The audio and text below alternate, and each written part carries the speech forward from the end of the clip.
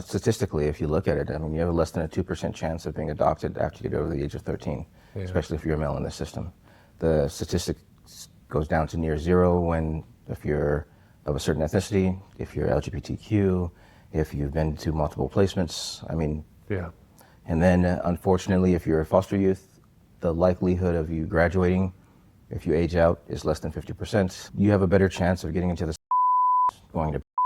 And then we have 20,000 youth aging out every year across the country. And then we wonder why we have so many issues that we do.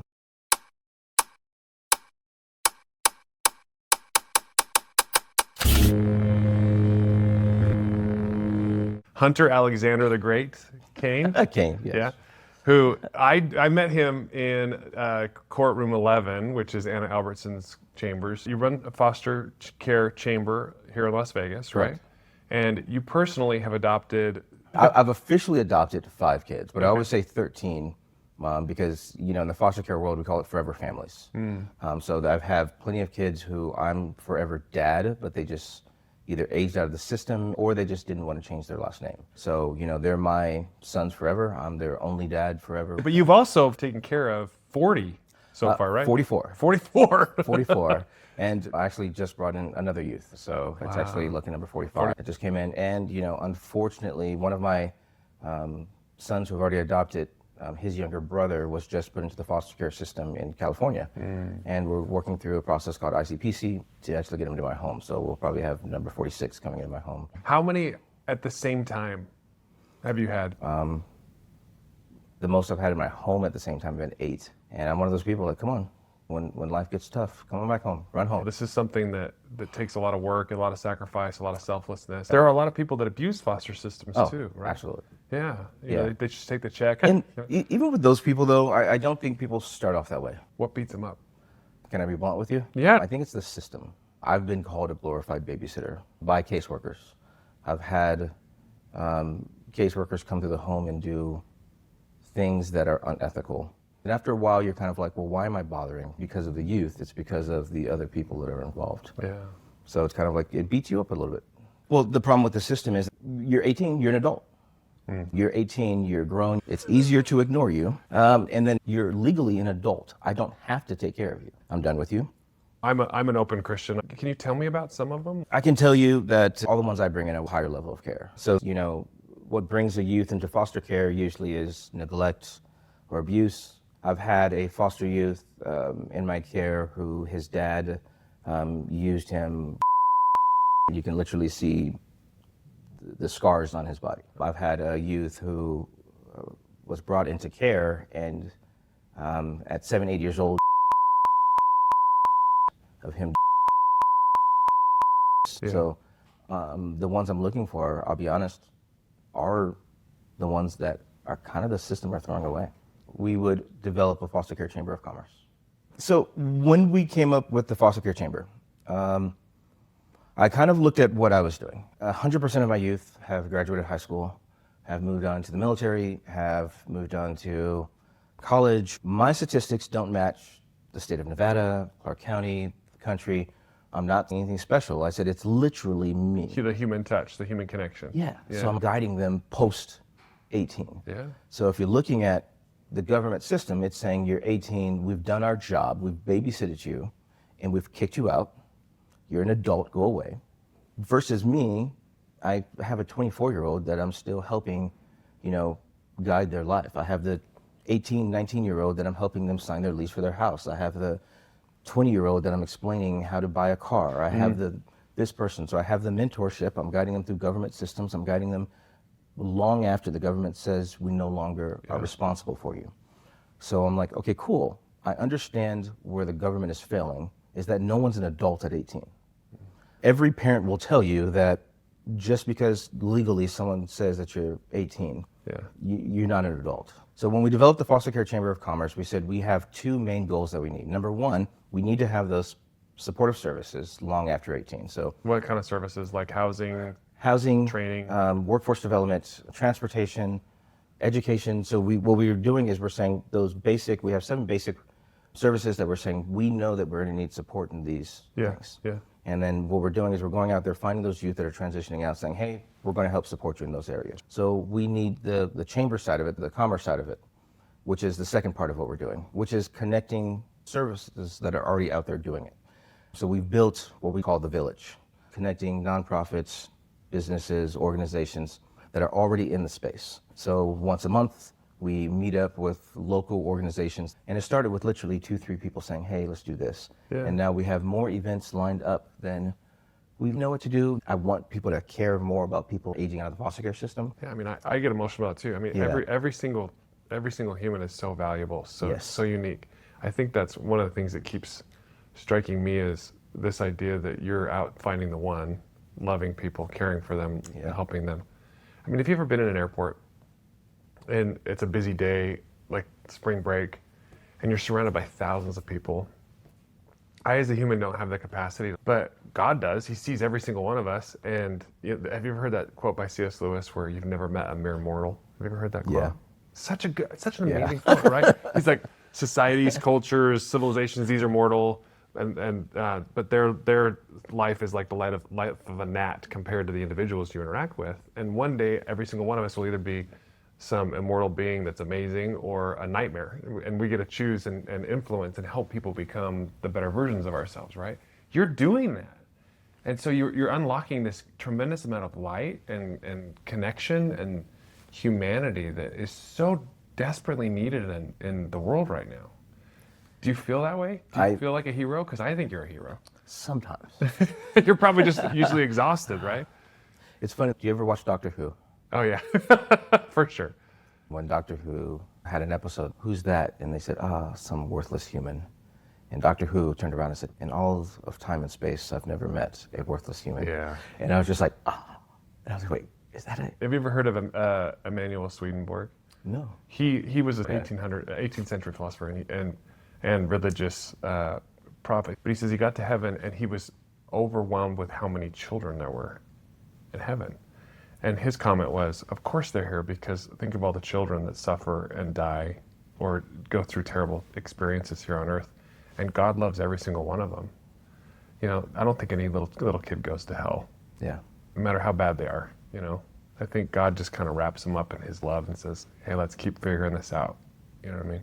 And I'm sure you feel that way sometimes too. Like, what's some of the hardest stuff you've had to deal with?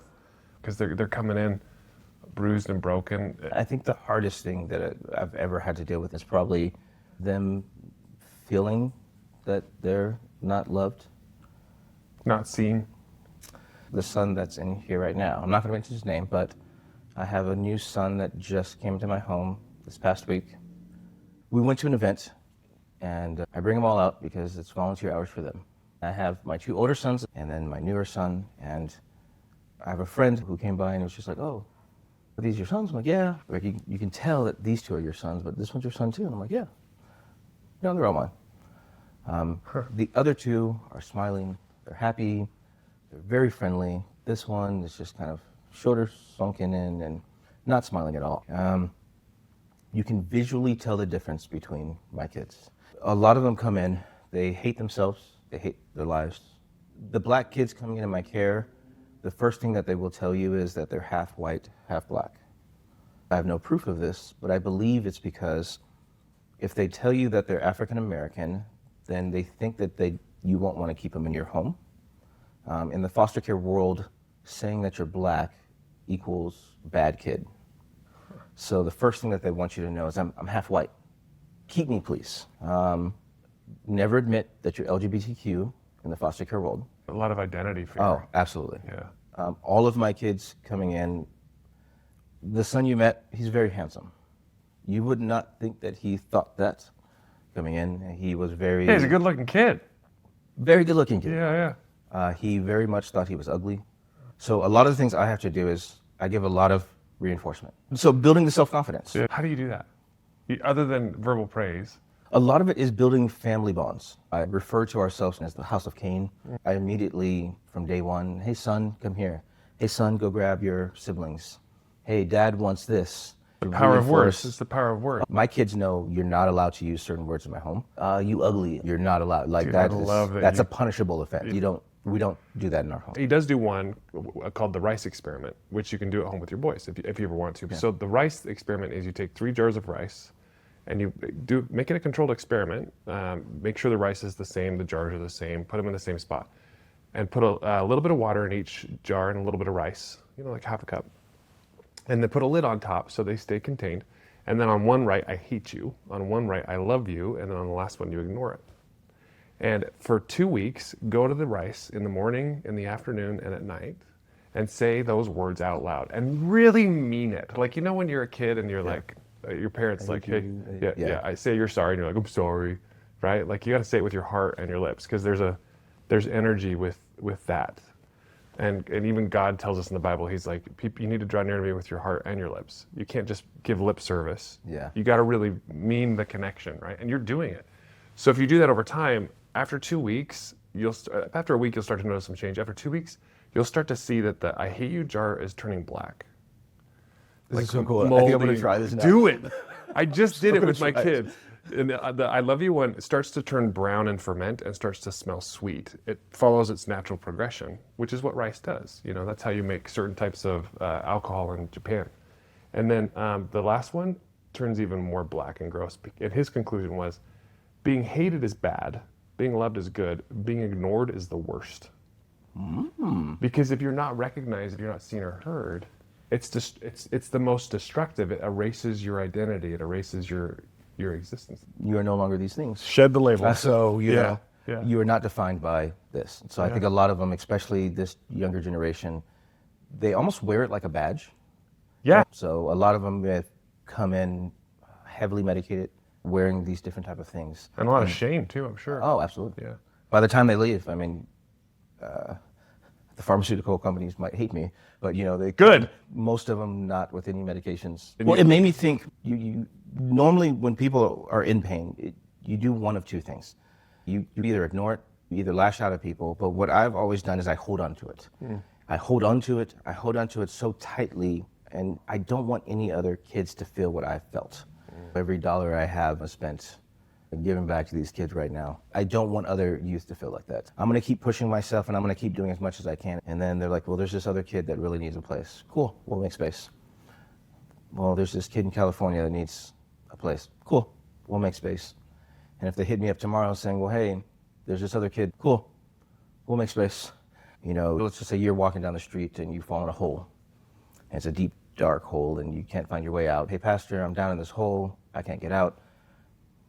The pastor writes down a scripture, throws it down the hole, and keeps walking. And then a day goes by, and you look up, and you see a doctor, and you say, hey, doc, I'm down in this hole. Doctor writes down a script. He throws down the prescription, walks by, and you look up, and you say, Hunter, I'm down in this hole. Can you help me out? Hunter jumps in the hole, and you're like, what are you doing? You're crazy. Now we're both stuck in this hole together. And then I look at you and say, yeah, but I've been down here before, and I know the way out. I want to jump in the hole with the youth. I know the way out. And is there anything else you want to say? Absolutely. As this goes out to people and things like that, they can always visit fostercarechamber.com. Okay. We're on social medias by doing the exact same things like that too. Again, we want to invite you to come out to I want to the come. Village Table. Let's do it. Plenty of groups and peoples that I want to introduce you to and things like that. Okay. Yeah. Okay. And then if you're interested in it, I know you said you had 5, but if you want a 6th or a 7th or 8th, become a foster parent, a CASA, a respite parent. All those things are good things. Well, and we help well. We do a lot. We've probably done 300 IEP cases alone just to help kids with special needs. Absolutely. So yeah, we're there with you. In fact, I have family members that are looking to adopt, and my mom tried to adopt. She's one of 12. Okay. Wow. Which was crazy, and they're all from the same mom. I think my grandmother was pregnant for like 9 years of her life, all counted up. And my mom wanted a bunch, but she couldn't have more than 3, and so we tried to adopt out of Russia a couple times. I think there's a lot of people that are looking for that purpose because there's nothing more noble than loving someone else. Like Yes, that. I completely agree. Yeah. So do you help people find that opportunity here in Vegas? So I didn't in the past, but as of recently, enough people have known who I am in the community. They've started reaching out directly to me. Great. And so many now that I think either just as me or now people are telling me through the chamber, we should start doing either a monthly or quarterly like information session I think it's a great idea. People are saying, hey, what are you doing? Hey, connection. So we know plenty of the agencies around here. So I think I just want to start connecting with them and then maybe start doing information sessions. I know the county does something, but I've been through some of their information sessions and they're very... People always do it better than government. I agree. Always. and they don't like... I've been a guest on one of their information sessions, and I don't like the information they're giving, and I think they're too sanitized. Yeah. And I want to tell people the true stories, good, bad, or indifferent. Yeah, you got to go in with eyes wide open. Yeah. Yeah. I don't like the sessions they're doing, so I think we'll just do them ourselves. Great. Have you worked with Olive Crest at all? Yeah. Talked to them, yeah. Olive Quest, Eagle Quest, Sunrise, Safi. I'm a Safi foster parent myself, so I mean we've worked with all of them, and even the county. Yeah. Yeah. I think if we do it, we can tell people the truth, and you decide for yourself. Okay. Great. Okay. So let me wrap up with these 3 things. So, what do you believe? I believe that my country is the world, and that my religion is to do good. The shortest answer is we are our brother's keeper. Yeah, we're supposed to look out I each sincerely other. believe that. If not you, who? If not you, who? I'm one of those people that almost rebellious, where it's just kind of like, Gonna prove that you can make it happen. yeah. You know, I'm one of those people that I hate when people put me in a box, and I hate when people tell me you can't do it. I hear it all the time about black fathers, how they don't stick around for kids. Well, you clearly are. I'm a black guy. I'm sticking around for kids. I'm sticking around for my kids and your kids. Yeah. I'm a black guy who doesn't listen to rap. You know, I'm a black guy who doesn't smoke marijuana. Yeah. I'm a black guy who does this. I'm a black guy, and it's just kind of like, okay. Well, you're also a PK. I'm also a PK, so that's true too. I was not allowed to listen to most secular music growing up, so that's also a very true statement. So, you know, it's just kind of like a lot of these different things where it's just kind of like, you know, people tell me that I'm supposed to do things a certain way in a certain thing, and it's just kind of like, why? We have a luncheon coming up, and I am told quite often by the people in the planning committee of how we're supposed to do this luncheon. I'm telling you that I'm not listening to any of them. I'm hoping, I'm going to send you an invite. Please. And I'm hoping you come out. Me too. I hope I can come. Yeah, because I'm telling you, I don't want to do it a traditional way. Yeah. Everything that we're doing, no, I don't want to do it that way. The way that we're doing it is not working. We know that because we have too many kids slipping through the cracks. So I want to do it my way. Yeah. And I think my way is going to work. And Cool. we're just going to do things a different way. I love it. Have you? I love that. Have you connected with the Christian Business Network as well? No. I'll hook you up with them. This is a local group that you should come present at, and I'll suggest that, I'll hook you up with Robin. Is it separate from? Yeah. It may not be exactly what they're called. All I know, Okay. I refer to them as the Christian Business Network because it's basically just a bunch of business leaders that are Christian here in Vegas. And this is not like the morning breakfast thing you're talking about. Someone else told me No, about. they do a lunch. I'm sure there's lots of groups like this, but you know, it's just about getting to know other groups. Please do. Yeah. These guys meet once a month, and they have different people come speak, and they meet at the Ahern Hotel. Ahern is the only casino on the Strip that I've heard about. Somebody said you can rent out the entire building or you something. can. Like that. He's a member of the Church of Jesus Christ or Mormon, and so he donates a lot of stuff. But they have about a good 100 people that come regularly. You should come present and see if we can get Yes, some please. businesses to support what you're doing. So. I'm loving that I am meeting you. And I'm loving meeting you. Thank you for your example. Thank you for loving your it. goodness and your light, and you just keep being a human lightsaber, man. I'm going to keep doing it. I'm going to keep doing it our way. Like, Yeah. I'll keep doing it. I love it. Thanks for being here. oh my goodness, yes. Yeah. Thank you for having me.